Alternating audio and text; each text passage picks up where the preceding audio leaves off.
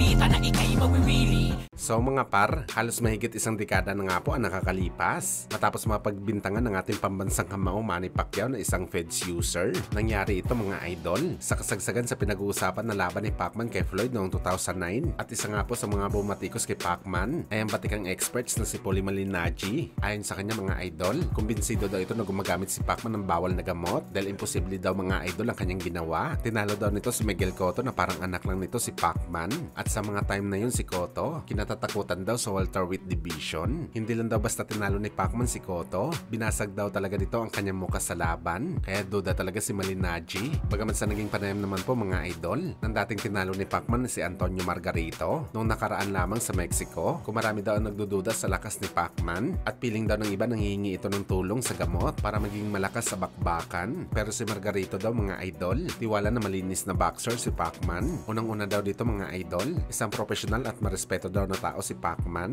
May pangalan daw siya na dapat protektahan, kaya hindi naniniwala si Margarito na isang feds user ang Pinoy. At base sa kanyang karanasan mga idol, na matamaan ng suntok ni Pacquiao, masasabi talaga ni Margarito na natural daw talaga ang lakas ni Pacman. Alam daw nito ang suntok ng isang fighter na isang feds user. May diin daw talaga ang kamao ng Pinoy legend na hindi ka kaya i-knock out pero kaya ka talaga sugatan sa bakbakan. At nakita natin ito mga idol sa naging appearance ni Margarito matapos ang laban na halos bulagin siya ni Boss Manny. Dagdag pa ni Margarito, hindi naman daw talaga ang lakas ni Pacman ang palaging nagpapanalo sa kanyang panahon sa bakbakan, kundi ang bilis nito sa parehong kamay at paa. Ito daw talagang nagbibigay ng damage sa kalaban at hindi ang lakas nito. Mantakin nyo daw kasi mga idol, paulanan ka daw ni Pacman ng suntok na talagang magmamarka ang damage na idudulot sa mukha mo sa bakbakan.